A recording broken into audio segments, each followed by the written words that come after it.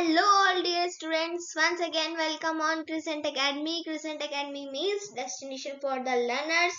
आज मैं लेके आई हूँ आपके लिए मैथ्स के RBSE board English medium class 10 के इम्पोर्टेंट क्वेश्चंस। जैसा कि मैंने आपसे प्रॉमिस किया था, अब हम इम्पोर्टेंट सीरीज स्टार्ट करने वाले हैं मैथ्स सब्जेक्ट की। तो चलिए बिना किसी देर के स्टार्ट करते हैं मैथ्स के important questions.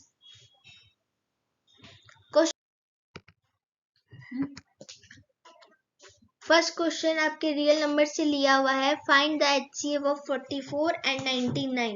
HCF means highest common factor, वो चीज जो दोनों में कॉमन आनी चाहिए। एलसीएम होता है हमारा लीस्ट कॉमन मल्टीपल, यानी वो चीज अगर छोटी से छोटी चीज, लीस्ट मतलब छोटी से छोटी चीज जो दोनों के फैक्टर्स में कॉमन आ रही हो। तो चलिए पहले हम निकाल लेते हैं एचसीएफ। उससे पहले हम निकालेंगे फैक्टर्स ऑफ 44। तो 44 के फैक्टर्स क्या होने वाले हैं? 2 मल्टीप्लाई 2 इंटू 11 एंड 99 के फैक्टर्स क्या हो जाएंगे? 3 into 3 multiply by 11। 11 is the only number which is common between 44 and 99. So my HCF is 11. Clear? Next question is the total price of 7 pencils and 5 pen is rupees 29. Write it down in algebraic form. ये question आपके chapter number 3 से लिया हुआ है। इसमें क्या asking है आपसे?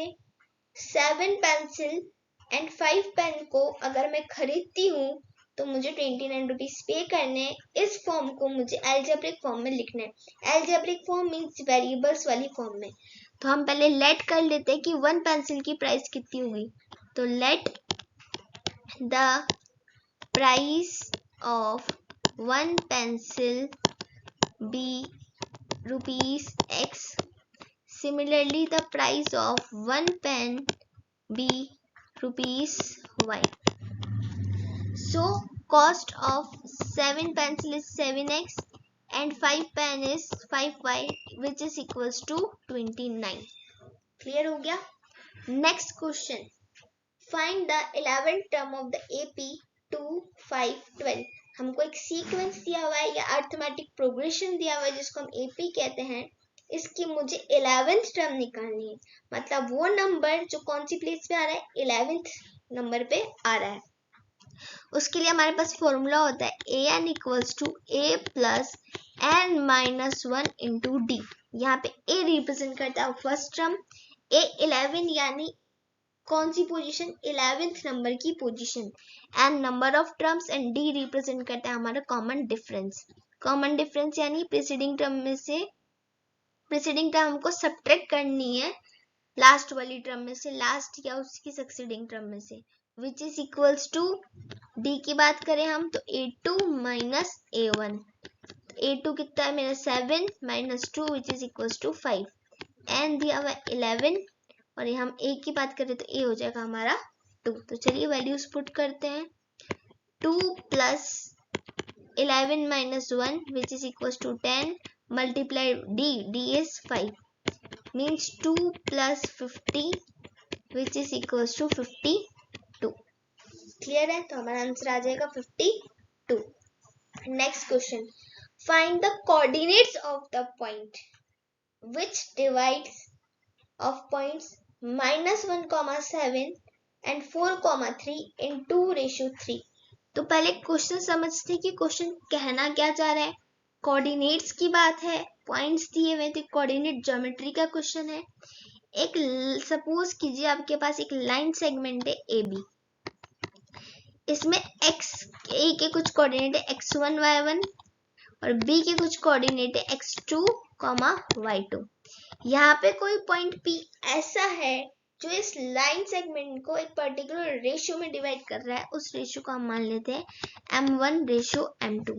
हमें इस P के कोऑर्डिनेट निकालने होते जो कि होता है x इंटू y या x y इंटू नहीं सॉरी कॉमा होता है यहाँ पे। क्लियर है? अभी हमसे P की कोऑर्डिनेट की बात कही गई है कि P के कोऑर्डिनेट निकालिए। कभी कभी हमसे A की कोऑर्डिनेट भी पूछ लेता है, कभी हमसे रेशियो पूछ लेता है, और कभी कभी हमें ये भी दे देता है कि ये जो पॉइंट है वो x एक्सिस पे है या y एक्सिस पे। जब भी एक्स एक्सिस की बात होगी तो वहां पे y 0 होता है, और जब भी y एक्सिस की बात होती है तो वहां पे x कोऑर्डिनेट 0 होता है। तो उस सिचुएशन में हमें p के कोऑर्डिनेट खुद ही चूज करने होते हैं। क्लियर है?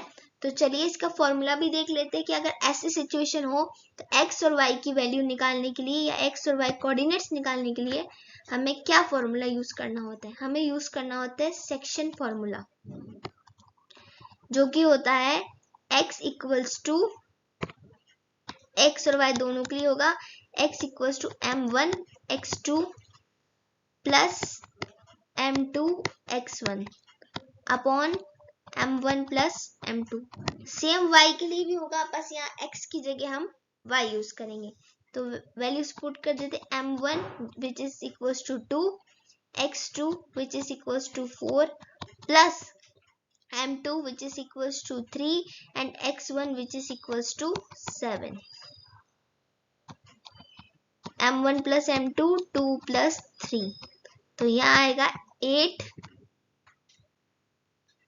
सॉरी यहाँ 7 नहीं आएगा, हमने गलती से y की वैल्यू ले ली है, x की वैल्यू -1 है तो यहाँ आएगा -1। तो 8 माइनस 3 अपॉन 5, 8 माइनस 3 5 और यहाँ पे 5 to 5 cancel out, answer is 1। Similarly हमको कोऑर्डिनेट्स निकालने हैं y के, सेम फॉर्मूला, बस x की जगह y आ जाएगा, m1 y2 plus m2 y1 upon m1 plus m2। m1 की वैल्यू है 2 एंड y2 की वैल्यू है -3 प्लस m2 की वैल्यू है 3 एंड y1 की वैल्यू है 7 और नीचे m1 plus m2 which is equals to 5। 2 3s are 6 and यहाँ -3 है तो -6 plus 21 upon 5, 21 minus 6 15 upon 5 plus का आएगा क्योंकि बड़ा डिजिट प्लस का, तो यहाँ आंसर आ जाएगा 3। Hence coordinate of that points are 1, 3। Clear है? होप आप लोगों को यहाँ तक समझ आया होगा। चलते हैं नेक्स्ट क्वेश्चन पे। Next question is write down the distance of the point 7, -3 from the y axis. बहुत से स्टूडेंट्स यहाँ की गलती कर देते हैं क्योंकि हमें पता ही नहीं होता कि हमें क्या कंसेप्ट यूज करना है। हम डिस्टेंस देखते हैं, डिस्टेंस फॉर्मूला लगाने लग जाते हैं, बट डिस्टेंस फॉर्मूला लगाना कब होता है? Suppose we have one line segment AB जिसमें A के कोऑर्डिनेट्स कुछ x1, y1 है एंड B के कोऑर्डिनेट्स कुछ x2, y2 है। अगर हमें इन दोनों के बीच में डिस्टेंस निकालनी हो तो हम डिस्टेंस फॉर्मूला यूज करते हैं। इसी जगह पे अगर हम ओरिजिन से डिस्टेंस निकालें या ओरिजिन पॉइंट की बात कही गई हो तब हम ओरिजिन से डिस्टेंस निकालते हैं। एक पॉइंट है जिसका मतलब ये नहीं कि दूसरा पॉइंट ओरिजिन है, ऐसा क्वेश्चन ने अभी आपको नहीं कहा है। तो इस सिचुएशन में कैसे निकालनी है हमको डिस्टेंस? तो जब भी ऐसा कोई वन कोऑर्डिनेट दिया और एक्स एक्सिस या वाई एक्सिस से डिस्टेंस पूछे तो आपको ये याद रखना है कि एक्स एक्सिस की डिस्टेंस वाई एक्सिस की इक्वल होती है एंड y एक्सिस की डिस्टेंस हमारी x एक्सिस की इक्वल होती है। तो y एक्सिस है तो x का कोऑर्डिनेट की वैल्यू लिख देनी है 7 और उसके आगे लगा देना है यूनिट्स। इसी जगह x एक्सिस की बात हुई होती तो हम लिखते हैं -3 यूनिट्स। चलिए स्टूडेंट्स चलते हैं नेक्स्ट क्वेश्चन पे। नेक्स्ट क्वेश्चन है if tangent PA and PB from the external point P, external point यहाँ नहीं का है पर हमारे लिए क्लियर है कि जो पॉइंट है वो सर्कल से बाहर ही होगा, एक्सटर्नल पे होगा, उसी से हम टेंजेंट ड्रॉ कर सकते हैं। तो चलिए बना लेते हैं एक सर्कल, एक पॉइंट P, इससे दो टेंजेंट्स। किसी भी एक्सटर्नल पॉइंट से हम टेंजेंट बनाते हैं तो वो इक्वल होती है, ये हमको पता है। तो PA इक्वल्स टू हमारे पास PB है और सेंटर से यहाँ तक A तक रेडियस है और रेडियस पॉइंट ऑफ कांटेक्ट के साथ 90 डिग्री बनाती है, ये भी हम लोग जानते हैं। और टेंजेंट्स इंक्लाइन कर रही है, incline each other at 80 degree, यानी ये एंगल मुझे 80 डिग्री दिया हुआ है। We know that P bisects it also, तो ये 40 डिग्री हो जाएगा, ये भी 40 डिग्री हो जाएगा। Now we are using angle sum property in triangle OAP। So angle POA plus angle AOP plus angle OPA equals to हो जाएगा 180 डिग्री। क्लियर है स्टूडेंट्स? तो POA हमको निकालना है। एक हमारे पास 90 डिग्री है, एक हमारे पास 40 डिग्री है, equals to 180 degree.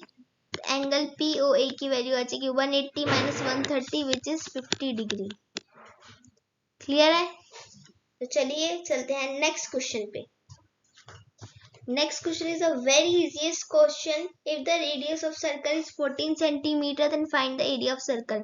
We know that area of circle equals to pi r square. Pi की वैल्यू होती है 22/7. अगर क्वेश्चन में नहीं कह रखा 3.14 यूज करो तो आप 22/7 या 3.14 दोनों में से कुछ भी चूज कर सकते हैं।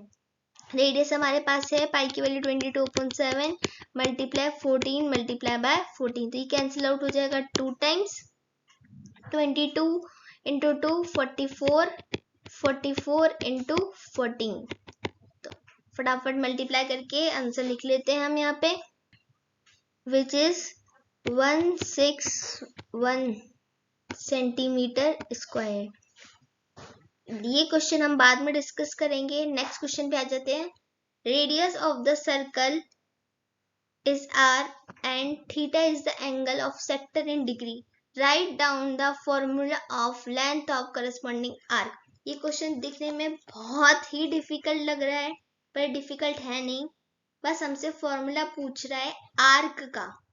जैसे हमने सेक्टर का फॉर्मूला लर्न किया वैसे हमारे पास एक आर्क का भी फॉर्मूला होता है जिसे लेंथ ऑफ आर्क बोलते हैं। चलिए लिख लेते हैं उस फॉर्मूले को भी। क्या होता है? फॉर्मूला होता है हमारे पास 2πr, हमारे पास एक सरकमफ्रेंस होती है, मल्टीप्लाई थीटा अपॉन 360 डिग्री। इस 2 से आप इसको 180 टाइम्स कैंसिल आउट भी कर सकते हैं। तो हम इस फॉर्मूले को लिखेंगे L equals to pi r theta upon 180 degree. Clear है स्टूडेंट्स? चलिए चलते हैं नेक्स्ट क्वेश्चन पे। Next question, write down the sum of probabilities of all the elementary events of an experiment. सारे elementary events की जो probability होती है वो हमारे पास होती है equals to 1. Impossible events की probability होती है हमारे पास 0. Next question number 10. If D, यहाँ TM नहीं है, पैरेलल आएगा। DE parallel to BC in triangle ABC, तो बना लेते हैं एक ट्राइंगल ABC। इसमें DE क्या है? पैरेलल है किसके? BC के। तो पैरेलल वर्ड सुनते ही और एक ट्राइंगल में हमको याद आ जाना चाहिए BPT, बेसिक प्रोपोर्शनलिटी थ्योरम। किसी भी ट्राइंगल में अगर कोई एक लाइन उस थर्ड लाइन के पैरेलल है तो उसको इक्वल रेशियो में डिवाइड कर दिया अकॉर्डिंग टू BPT। यहाँ हमारे पास AD की वैल्यू गिवन है 1.5, BD की वैल्यू गिवन है 3 सेंटीमीटर, AE की वैल्यू गिवन है 1 सेंटीमीटर और EC की वैल्यू हमको फाइंड आउट करनी।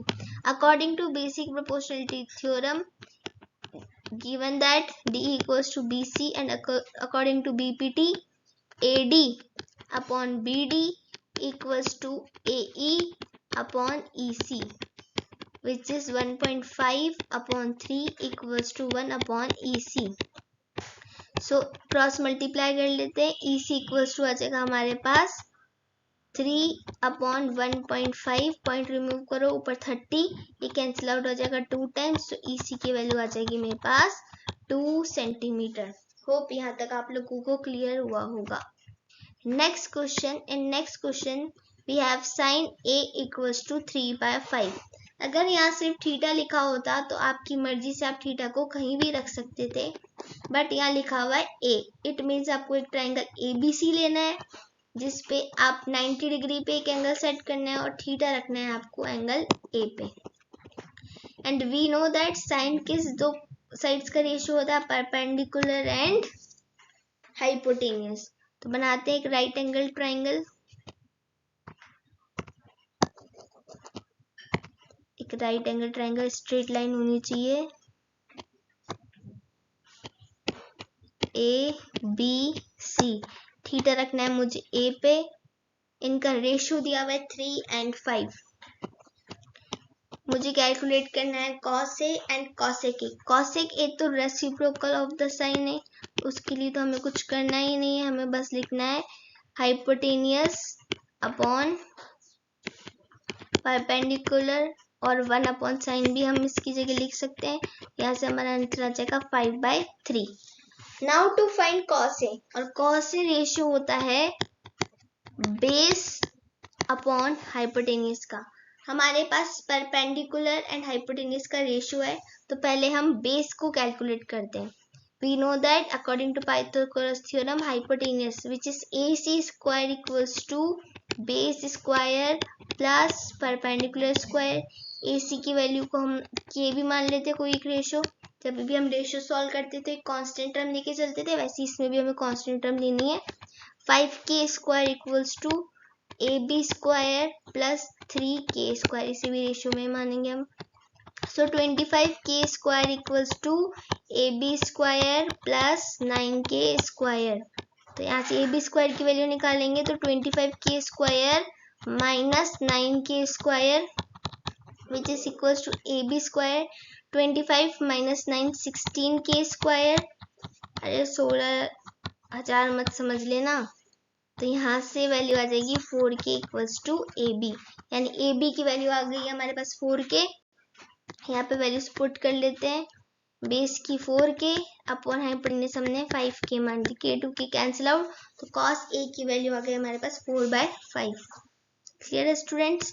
तो नेक्स्ट क्वेश्चन कर लेते हैं, ये भी इंपॉर्टेंट क्वेश्चन है। If tan 65 degree upon cot 45 degree, if नहीं फाइंड दी वैल्यूज ऑफ, हमें tan 65 अपॉन cot 25 डिग्री की वैल्यू निकालनी है। We know that tan and cot are the complement angle of each other and tan 90 minus theta equals to cot theta। तो उस relation का use करके हम इसकी वैल्यू फाइंड आउट करेंगे।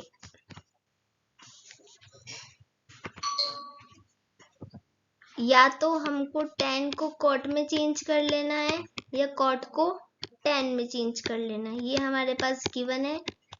मैं tan को cot में चेंज कर रही हूँ। tan को cot में चेंज करने के लिए हमारे पास होता है cot 90 minus theta equals to tan theta, but हमें tan को चेंज करना है तो tan 90 minus theta equals to cot theta। ध्यान रहे जो यहाँ पे थीटा की वैल्यू है वही यहीं पे होनी चाहिए। अब मुझे 65 डिग्री की वैल्यू निकालनी है, तो 90 में से ऐसा क्या सब्ट्रैक्ट करें कि 65 डिग्री आ जाए, विच इज 25 डिग्री। तो इसे हम लिख देते हैं tan 90 minus 25 degree upon cot 25 degree. 90 minus 25 equals to tan 90 minus tan 90 minus theta equals to cot theta, theta की value 25 degree upon cot 25 degree. Cancel out हो गया, ये इसका आंसर आ गया 1। होप आप लोगों को समझ आया होगा। नेक्स्ट क्वेश्चन भी इसी तरीके का है। जैसे tan और cot एक दूसरे के कॉम्प्लीमेंट्स होते हैं, वैसे ही sin एंड cos भी एक दूसरे के कॉम्प्लीमेंट्री एंगल्स होते हैं। तो यहाँ पे भी हम या तो sin को cos में चेंज करेंगे या cos को sin थीटा में चेंज करेंगे। चलिए करते हैं सॉल्यूशन। हम cos को चेंज कर रहे हैं sin में, यानी sin की जो भी वैल्यू है एज इट इज रहने वाली है sin 35 degree. cos 90 minus theta equals to sin theta, तो 90 degree minus 35 degree which is equals to 55 degree, plus cos को चेंज करना है हमको 90 माइनस, इधर क्या माइनस करें 55 into sin 55 degree.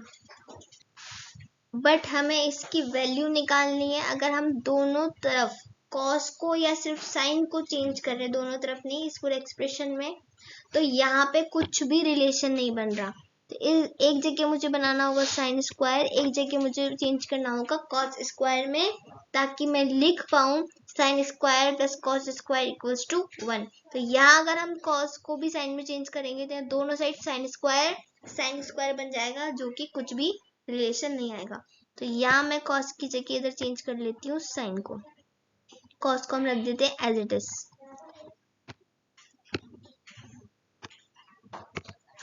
cos 35 degree and sin 90 minus theta which is equals to cos theta. तो यहाँ sin 35 degree as it is, cos यहाँ sin 90 माइनस थीटा भी चेंज, cos 90 माइनस थीटा भी चेंज हो जाएगा sin 35 डिग्री में, plus cos 35 degree, cos 35 degree दोनों multiply में, तो यहाँ जाएगा sine square 35 degree plus cos square 35 degree, sine square theta plus cos square theta equals to 1। Hope आप लोगों को यहाँ तक समझ आया होगा। चलते हैं नेक्स्ट क्वेश्चन पे। Next question is a copper rod of diameter 1 centimetre and length 8 centimeters drawn into the wire of length 18 meter of uniform thickness.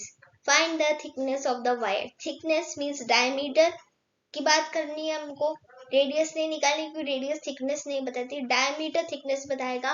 और जो रॉड होगी वो हमारी सर्कुलर नहीं होगी, सिलेंड्रिकल होती है wire. Clear students?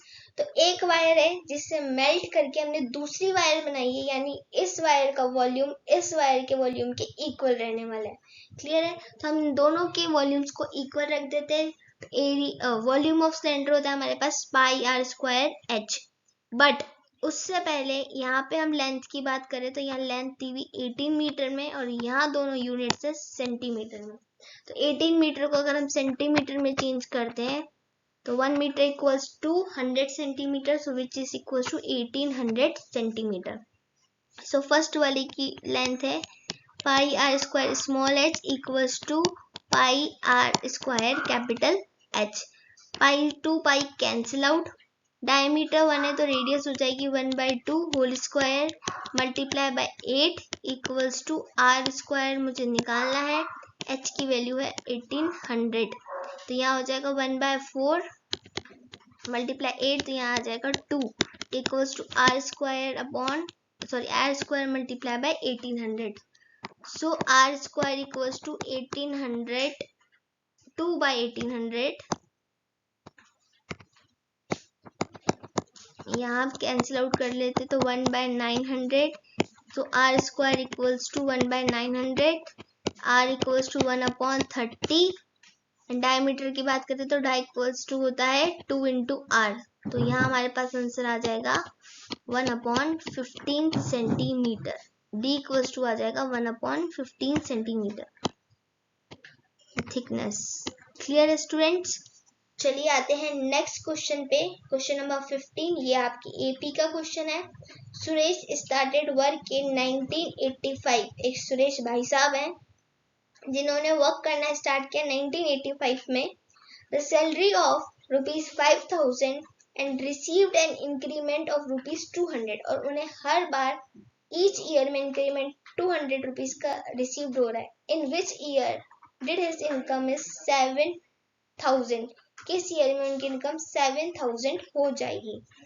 The first term दी हुई एपी की ए इक्वल्स टू 5000, यानी किसी nth टाइम में मैंने an मान लिया, उनकी इनकम हो जाएगी 7000 और हर बार इंक्रीमेंट हो रहा है, यानी जो कॉमन डिफरेंस है वो हमारा रहने वाला है 200 रुपीज का। क्लियर है? मुझे n की वैल्यू निकालनी है, तो an equals to a plus n minus 1 multiply by d।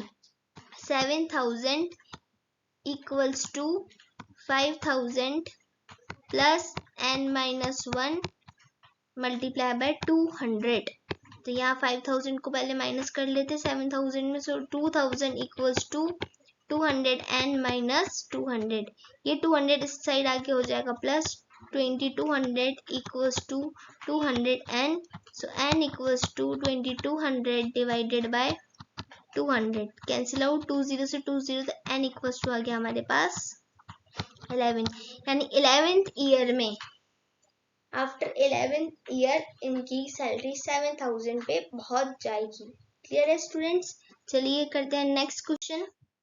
Next question is the shadow of the tower standing on plane ground is found to be 40 metre longer. एक tower है, tower नहीं tower, tower तो आप लोग हैं। एक tower है जिसकी लेंथ हमने हाइट मान ली या लेंथ मान ली AB, h metre, 40 metre longer हो जाती है जब सन का एल्टीट्यूड पहले तो 30 डिग्री था, अब चेंज हो गया, कितना डिग्री रह गया, 60 डिग्री। जब 30 डिग्री से चेंज हो रहा था तब भी 40 मीटर लॉन्गर थी, और 60 डिग्री बाद कितनी हुई वो हमने x मान ली। क्लियर है स्टूडेंट्स, उसको नाम दे देते हम ABC था, अब यहाँ पे D आ गया। क्लियर है। अब हमें टावर की हाइट निकालनी है, मतलब परपेंडिकुलर निकालना है, बेस थोड़ा सा दिया हुआ है, थोड़ा सा निकालना है, यानी x की वैल्यू भी निकालनी है। अब दो थीटा है, मतलब दो एंगल है, तो मुझे 2 बार ट्रिग्नोमेट्री यूज करनी पड़ेगी। तो परपेंडिकुलर और बेस का काम है, हाइपोटेन्यूज का काम नहीं है, तो साइन और कॉस तो कैंसिल आउट, या तो हम कॉट यूज कर सकते हैं या फिर हम tan थीटा यूज कर सकते हैं। तो पहले हम ट्राइंगल ABD में trigonometric ratio tan theta use कर लेते हैं, which is equals to perpendicular AB upon base BD। AB की वैल्यू हमने मानी थी h, पहले tan की भी वैल्यू पुट कर लेते हैं, थीटा की tan 60 degree equals to h upon x। tan 60 degree की वैल्यू होती है √3 equals to h upon x। तो यहाँ से हम x की वैल्यू निकाल लेते हैं, तो x की वैल्यू आ जाएगी h upon 3 √3 metre. Clear students. अब again using trigonometric ratio in triangle ABC using TR means trigonometric ratio in triangle ABC। Again हम tan थीटा यूज करेंगे क्योंकि अभी भी हमारे पास परपेंडिकुलर एंड बेस है। tan थीटा की जगह रखते हैं 30 डिग्री, AB मीन्स हाइट, और BC which is equal to 40 plus x। tan 30 degree की वैल्यू होती है 1 upon √3 equals to h upon 40 plus x। यहाँ से h की वैल्यू निकालते हैं तो 40 plus x equals to √3h। From equation number 1 हमारे पास x की वैल्यू है, इस इक्वेशन में पुट कर देते हैं, x की value h upon √3 equals to √3h। यहाँ एलसीएम ले लेते हैं तो 40 √3 प्लस h, जो √3 इधर डिनोमिनेटर में आएगा वो इधर जाके मल्टीप्लाई होगा तो यहाँ हो जाएगा 3h। So 40 √3 equals to 2h, so h equals to 20 √3 metre. So height of tower is 20 √3 metre. अगर हमें डिस्टेंस भी निकालनी होती है कि टोटल कितनी शैडो लॉन्गर बनी है, तो हम इधर x की वैल्यू निकालते, इक्वेशन नंबर 1 में h की वैल्यू को पुट करके देन दोनों को ऐड कर देते। होप आप लोगों को यहाँ तक समझ आया होगा। चलते हैं नेक्स्ट क्वेश्चन पे। Next question is prove that from an external point to a circle tangents drawn from the external point to the circle are equal। अगर किसी भी एक्सटर्नल पॉइंट से हम टेंजेंट ड्रॉ करते हैं तो उनकी जो लेंथ होती है वो क्या होती है, इक्वल होती है। हमें प्रूफ करना है, जो हमने पिछला डायग्राम बनाया था सेम वैसे ही आपको डायग्राम बनाना है। टेंजेंट सर्कल को टच करती हुई होनी चाहिए, अदरवाइज आपका क्वेश्चन गलत हो जाएगा। ये है पॉइंट P, ये पॉइंट A मान लिया है B। मुझे प्रूफ करना है, to proof PA equals to PB। Clear students, we know that radius centre के साथ होती है और पॉइंट ऑफ कांटेक्ट के साथ रेडियस 90 डिग्री बनाती है। मैंने एक कंस्ट्रक्शन कर दिया, पॉइंट O से पॉइंट P को ज्वाइन कर दिया था। आपको कंस्ट्रक्शन पॉइंट डाल के लिखना है, joining O to P। Clear है। अब ट्राइंगल, इन ट्राइंगल आप प्रूफ लिखते हैं हमको, in triangle OAP and OBP हमारे पास रेडियस है, तो OA equals to OB which is radii of circle, and OP equals to OP है common point,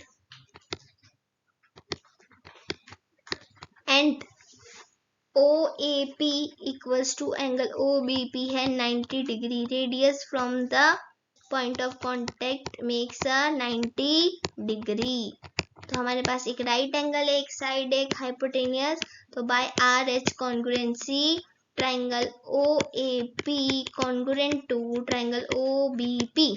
Clear students? If two triangles are congruent, we know that by CPCT their corresponding parts are also equal. So my PA equals to PB, hence proved. Very important question. ये theorem है आपके circles के. Next question है find the area of sector of circle with radius 4 centimetre of angle 60 degree. Find the area of corresponding major sector. हमें major sector का भी area निकालना है, और जब सेक्टर लिखा हो तो इस मतलब हमें सिर्फ माइनर सेक्टर का एरिया निकालना होता है. तो चलिए पहले माइनर सेक्टर का एरिया निकालते हैं, फिर मेजर सेक्टर का एरिया निकालेंगे. माइनर सेक्टर का एरिया निकालने के लिए हमारे पास फॉर्मूला होता है theta upon 360 multiply pi are square. Theta कितने डिग्री दिया हुआ है 60 डिग्री अपॉन 360 इंटू 22/7. रेडियस दिया हुआ है 4 का square which is 16. 10 to 10 cancel out. This is cancel out 1/6. From 2 table it is 4 and it is 3. तो हमारे पास आ जाएगा 22 मल्टीप्लाई बाय 4 अपॉन 3 इंटू 7. इसकी वैल्यू आप लोग को खुद कैलकुलेट करनी है. एंड मेजर सेक्टर निकालने के लिए हमको माइनर सेक्टर में को पाई आर स्क्वायर में से माइनस कर देना है, तो हमारे पास मेजर सेक्टर का एरिया आ जाएगा. होप आप लोगों को बात समझ में आई होगी, और इतनी कैलकुलेशन तो आप लोग भी कर ही सकते हैं. चलते हैं नेक्स्ट क्वेश्चन पे. नेक्स्ट क्वेश्चन है प्रोबेबिलिटी से. 12 defective pens are accidentally mixed with 132 good ones. It is not possible to just look at a pen and tell whether it is defective or not. One pen is taken out at random from this lot. Determine the probability of the pen taken out is good one. हमको पता है probability का formula होता है PE equals to favorable outcome upon favorable outcomes upon total number of outcome. अब total outcome कितने हैं 132 तो गुड वन से प्लस 12 डिफेक्टिव है, तो टोटल आउटकम्स हो गए हमारे पास 144. अब हम क्या चाहते हैं फेवरेबल मतलब हम क्या चाहते हैं, हम चाहते हैं अच्छा पेन की प्रोबेबिलिटी नंबर ऑफ दिए हुए 132 अपॉन 144. ये डिवाइड हो जाएगा 12 से 11 अपॉन 12 टाइम्स. तो PE ये वैल्यू आ गई 11/12. Probability of selecting good pen is 11/12. Next and most important question, इसलिए इसको डेंजर सिग्नल रेड कलर से डिनोट कर देते हैं. Next question is if line is drawn parallel to one side of the triangle. सबसे पहले हम एक ट्राइंगल बनाएंगे. एक लाइन है जो इस ट्राइंगल में पैरेलल ड्रॉ की हुई है. ट्राइंगल बना दिया, पैरेलल लाइन ड्रॉ कर दिया. एक distinct intersect at 2 distinct points ABC. ये 2 डिस्टिंक्ट पॉइंट्स D पे इंटरसेक्ट कर रही है. Then prove that the 2 sides are divided in the same ratio. 2 side मतलब इन 2 साइड्स में क्या क्या है हमारे पास AD है upon BD equals to AE upon EC. ये हमें प्रूफ करना है. तो याद आया स्टूडेंट्स, ये BPT है, बेसिक प्रोपोर्शनलिटी थ्योरम. अब आप में से कई स्टूडेंट सोच रहे होंगे जरूरी है कि ट्राइंगल में पैरेलल लाइन ऐसे ही ले, हम तो भाई साहब ऐसे लेंगे. तो स्टूडेंट्स स्वतंत्र भारत के स्वतंत्र नागरिक हैं, आप ऐसे भी ले सकते हैं. थर्ड साइड के पैरेलल ऐसे भी लाइन ली जा सकती है, वो भी इसको एक रेशियो में डिवाइड करेगी. क्लियर है? चलिए प्रूफ करते हैं इसे. टू प्रूफ कंस्ट्रक्शन आप लिख लीजिएगा, मैं आप लोगों को बता देती हूँ कि कंस्ट्रक्शन क्या होगा. इसमें we are drawing a perpendicular firstly F at AE and we are joining perpendicular. M ले लेते हैं, F की जगह M ले लेते हैं तो ज्यादा इजी रहेगा हमारे लिए. M और यहाँ पे N ले लेते AD पे. ओके, तो आपको कंस्ट्रक्शन में लिखना है E and perpendicular on AD and D and perpendicular on AE. Clear students? तो चलिए, कंस्ट्रक्शन करने के बाद हमें लिखना होता है प्रूफ। तो प्रूफ बताने के लिए हम कंस्ट्रक्शन में एक बात और लिखेंगे, joining D to C and B to E। इसके बाद हमें प्रूफ लिखना है। प्रूफ में हम क्या करेंगे, इन ट्रायंगल्स का एरिया लेंगे, और कुछ तरीका हम नहीं चूज कर सकते क्योंकि ना तो यहाँ पेरीमीटर की बात हो रही है ना ही एंगल्स की बात हो रही है। बट अगर हम बात करें एरिया ही क्यों चूज किया, उसके लिए हम अभी एक थ्योरम यूज करेंगे आगे, जिससे आपको आइडिया लगेगा कि एरिया लेने का रीजन क्या था। Clear students? तो चलिए स्टार्ट करते हैं। सबसे पहले हम ट्राइंगल ADE का एरिया ले लेते हैं। प्रूफ से कर रही हूँ मैं, बाकी सब आप लोगों को खुद लिखना है। Area of triangle ADE। Triangle का एरिया हम सबको पता होता है हाफ इंटू बेस। बेस अगर आप ये वाला साइड चूज कर रहे हैं, ये वाला ब्लैक कलर से मैं डिनोट कर देती हूँ, तब आपका परपेंडिकुलर आ जाएगा इस पे EN। Clear students? तो बेस हमने ले लिया AD इंटू EN। अब इससे दे देते हम equation number 1।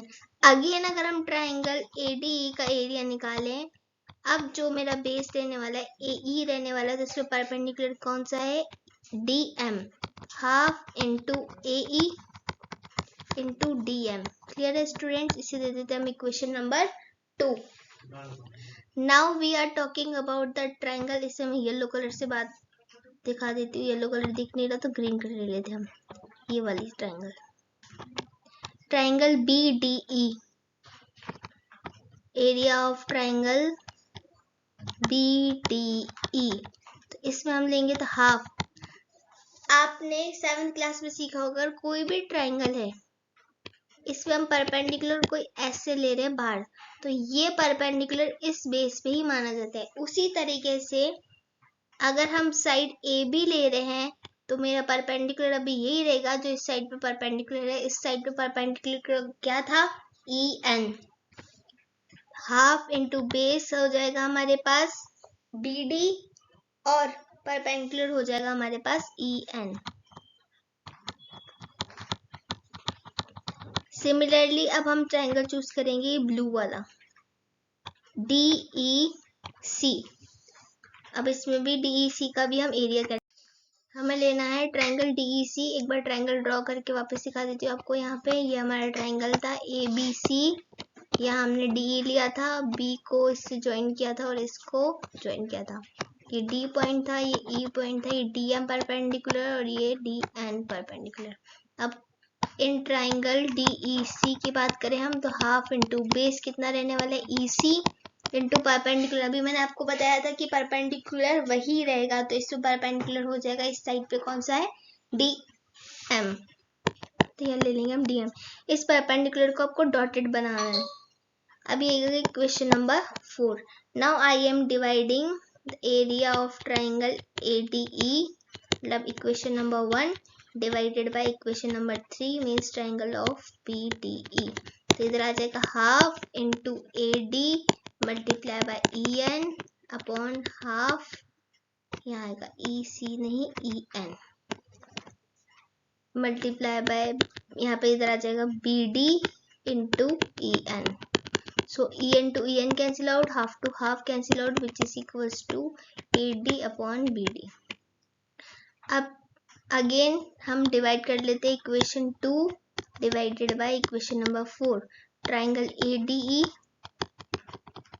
Upon area of triangle DEC, which is equals to half of AD, अब यहाँ पे AD नहीं AE आएगा, AE into DM upon half of DM और EC। DM to DM cancel out, half to half cancel out, AE upon EC। Students, आपने 9th class में theorem पढ़ी होगी, अगर किसी भी दो पैरेलल लाइन के बीच में जितने भी ट्रायंगल्स बनाएंगे, इन सब ट्रायंगल्स का एरिया कैसा होता है, इक्वल होता है। इट मीन्स मेरी दो पैरेलल लाइन है यहाँ पे DE एंड BC, इन दोनों का एरिया इक्वल होगा। और ऊपर तो हमने AD का एरिया लिया तो वो भी इक्वल होने वाला है. It means area of BD equals to area DEC. आपको यहाँ स्टेटमेंट लिखना है. If a triangle between two parallel lines then their area will be equal. So इन दोनों इक्वेशन को नाम दे देते हम 5 and 6. By equation 5 and 6 AD upon BD equals to AE upon EC. हम यहाँ पे AD upon AB equals to AE upon AC भी proof कर सकते हैं, यानी इस साइड का रेशियो अपन पूरी इस साइड का रेशियो. उसके लिए हमको इसका पहले रेसिप्रोकल करना है इस इक्वेशन का, देन इसमें +1 ऐड करना है ताकि वो कंप्लीट साइड बन जाए. वो कुछ इंपॉर्टेंट रिजल्ट है, इसको कभी हम एग्जाम के बाद डिस्कस कर लेंगे. Next question find the area of triangle formed by joining the midpoints of sides of triangle ABC's vertices are A 0, -1, B given है 2, 1, C given है 0, 3. इन वर्टिसेस पे एक एक हमें मिड पॉइंट ले लेना है D, E, F. इस मिड पॉइंट्स के सबसे पहले हमें कोऑर्डिनेट्स निकालने हैं. तो कोऑर्डिनेट्स निकालने के लिए we have to use mid point formula. Mid point formula students कुछ भी नया नहीं है. जो मैंने आपको पिछली स्लाइड में सेक्शन फॉर्मूला बताया था, उसमें जो पॉइंट P डिवाइड कर रहा था उसे M1:M2 में, अगर वो बीचों बीच से डिवाइड कर रहा हो या मिड से डिवाइड कर रहा हो तो वो रेशियो 1:1 होता है. इट मीन्स 1:1 मीन्स 1 + 1 2 आ जाएगा डिनोमिनेटर में. न्यूमरेटर में x1 और x2 मल्टीप्लाई होंगे 1 से तो सेम ही रहने, तो x की वैल्यू हो जाएगी x equals to x1 + x2 divided by 2. ऐसे ही y के लिए भी y1 + y2 डिवाइडेड बाय 2. इसे नाम देते थे हम मिड पॉइंट फॉर्मूला, जो कि सेक्शन फॉर्मूला ही होता है. तो चलिए पहले D के पॉइंट्स निकाल लेते हैं. D किसका मिड पॉइंट है? AB का. तो 0 + 2 divided by 2 which is equals to 1. आपको पूरा सॉल्व करके दिखाना है एग्जाम में. ये 3 मार्क्स का या 4 मार्क्स का क्वेश्चन आता है तो ऑब्वियस है इतने 3 या 4 मार्क्स का ही आएगा. नेक्स्ट y के लिए -1 + 1 0 divided by 2 which is equals to 0. Similarly हम E के कोऑर्डिनेट निकाल लेते हैं. E हमारा B एंड C का मिड पॉइंट है, तो 2 + 0 which is equals to 2 divided by 2 so 1. Comma y की बात कर लेते हैं. 1 + 3 which is equals to 4 divided by 2, तो आंसर आ जाएगा हमारे पास 2. सिमिलरली हम f की वैल्यू निकाल लेते हैं. f मिड पॉइंट है AC का, तो 0 + 0 0 divided by 2 0. -1 + 3 -2 divided by 2 which is equals to -1. तो हमारे पास कोऑर्डिनेट्स आ गए D, E, F के 1, 0, 1, 2 एंड 0, -1. अगर आप इसे AC की जगह CA लेते हैं तो ये बना जाएगा प्लस का, तो हम इसे प्लस का 1 कर देते हैं. Clear students? Now we have to calculate the area of triangle DEF. Coordinate geometry में ट्राइंगल का एरिया कैलकुलेट करने के लिए हमारे पास फॉर्मूला होता है 1/2 मोड के अंदर. मोड प्लस वैल्यू कर देता है माइनस को भी, इसलिए हमें मोड लगाना जरूरी है. तो ये आ जाएगा x1 ब्रैकेट, यहाँ ब्रैकेट नहीं आएगा, x1. अब 1 के बाद क्या आता है 2 -3 फिर प्लस x2, 2 के बाद आएगा y3 -y1 plus 3 x3 1 -y2. यह फॉर्मूला, यहाँ से आपका वैल्यूज पुट करके एरिया आ जाएगा DEF का, जो क्या आएगा 1 स्क्वायर यूनिट्स पॉजिटिव. सिमिलरली आप ट्राइंगल ABC का एरिया निकाल लेंगे, जिसकी वैल्यू आ जाएगी हमारे पास 4 यूनिट्स. इसी फॉर्मूले का यूज करके कोऑर्डिनेट्स अब आपको ABC के यूज करने हैं और इसके लिए हमें DEF के कोऑर्डिनेट्स यूज करने हैं. देन हमको area of triangle DEF upon area of triangle ABC का रेशियो ले लेना है, जो कि आ जाएगा 1:4 यूनिट्स. मेरे पास यहाँ स्पेस कम है और वीडियो भी काफी लंबी हो चुकी है, इसलिए मैंने इसे शॉर्ट में कर दिया. आपको पूरा सॉल्व करना है. और चलिए स्टूडेंट्स आते हैं नेक्स्ट क्वेश्चन पे. number 3/6 25 is terminated or non-terminating repeating decimal, write in the decimal form। ये terminating है या non-terminating है? अगर कोई भी decimal expansion आपका terminating है तो उसके denominator में 2 की पावर m और 5 की पावर n होनी चाहिए, अदरवाइज ये terminating नहीं होगा। तो चलिए चेक करते हैं डिनोमिनेटर के फैक्टराइज करके। ये 25 का स्क्वायर है, इट मीन्स हम इसे ऐसे लिख सकते हैं 5 इंटू 5 इंटू 5 इंटू 5। अब हमारे पास यहाँ 5 की पावर तो 4 है, 2 की पावर नहीं है, तो हम यहाँ पे ऊपर नीचे 2 की पावर 4 से मल्टीप्लाई कर देते हैं, तो कैंसिल आउट होके 1 ही हो जाएगा अल्टीमेटली। तो हमारे पास यहाँ डिनोमिनेटर 3/5 की पावर 4 इंटू 2 की पावर 4 आ रहा है। इट मीन्स ये कैसा होगा? टर्मिनेटिंग होगा। यहाँ पे आपको स्टेटमेंट लिखना है, denominator in the form of 5 to power m and 2 to power n या 2 to power m 5 to power n, so it is terminating। Clear है स्टूडेंट्स? नेक्स्ट क्वेश्चन डिस्कस कर लेते हैं। Find the area of circle whose circumference is 44। Area निकालने के लिए हमारे पास फॉर्मूला होता है पाई आर स्क्वायर, बट हमारे पास रेडियस नहीं है, बट एक रिलेशन है सर्कमफ्रेंस यानी 2 पाई आर इक्वल्स टू 44। यहाँ से हम आर की वैल्यू निकाल सकते हैं 44/2 पाई। पाई की फॉर्म में भी आंसर रहने देते हैं, तो यहाँ आ जाएगा 22/पाई। यहाँ पाई की वैल्यू और रेडियस की वैल्यू पुट कर देते हैं, पाई इंटू 22/पाई मल्टीप्लाई 22/पाई। 1 pi to 1 pi cancel out. अब 22 इंटू 22 डिवाइडेड बाय 22/7, इस 22 से 22 कैंसिल आउट हो गया, मल्टीप्लाई करके आप लोगों को आंसर लिख लेना है। क्लियर है स्टूडेंट्स? चलिए चलते हैं नेक्स्ट क्वेश्चन पे। Next question is same question ही है, ये हम लोग कर लिए। Next question, a boy 2 metre long cast a shadow 1 metre long. एक 2 मीटर लॉन्ग बॉय है जिसकी शेडो बनती है 1 मीटर लॉन्ग, तो ये बन गया एक राइट एंगल ट्राइंगल। 2/1 ABC नाम दे दें इसको। At the same time, the tower cast 5 meter long shadow on the ground. Shadow की लेंथ दी हुई है, हमें टावर की हाइट निकालनी है, तो इसे हम दे देते हैं DEF।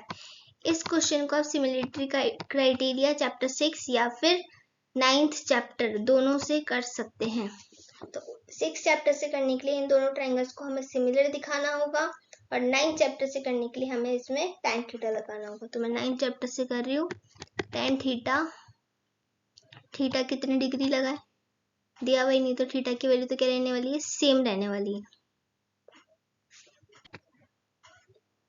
तो tan थीटा इक्वल्स टू, पहले ट्राइंगल ABC की बात कर ले, तो यहाँ आ जाएगा परपेंडिकुलर 2/1, इसे दे देते हैं हम equation number 1। Similarly triangle DEF में लगा देते हैं tan theta which is equals to DE/5, equation number 2। By equation 1 and 2, 2/1 equals to DE/5, दोनों tan थीटा की वैल्यू है, तो यहाँ से DE की वैल्यू आ जाएगी हमारे पास 10 मीटर है तो मीटर, सेंटीमीटर होता तो सेंटीमीटर। क्लियर है स्टूडेंट्स? होप आप लोगों को ये सारे क्वेश्चन समझ में आए होंगे। अगर आप लोगों को क्वेश्चन समझ में आ रहे हैं और इम्पोर्टेंट लग रहे हैं तो आप ये अपने फ्रेंड्स के साथ भी शेयर कीजिए, और चैनल को सब्सक्राइब करके बेल आइकन को प्रेस कीजिए, ताकि नेक्स्ट इंपॉर्टेंट क्वेश्चंस की वीडियो आपको मिलती रहे। जितने इंपॉर्टेंट क्वेश्चन हो सकेंगे आपको इस चैनल पे प्रोवाइड करवाए जाएंगे, और एक गेस्ट पेपर भी प्रोवाइड करवाया जाएगा। साइंस के पेपर में किसी सर्कमस्टेंस की वजह से मैं आपको प्रोवाइड नहीं करवा पाई थी, बट मैंने फीड्स में वो पेपर डाल दिया था, तो आप लोगों ने होप वहां से कलेक्ट कर लिया होगा। मिलते हैं नेक्स्ट वीडियो में। Thank you. Keep learning on crescent academy.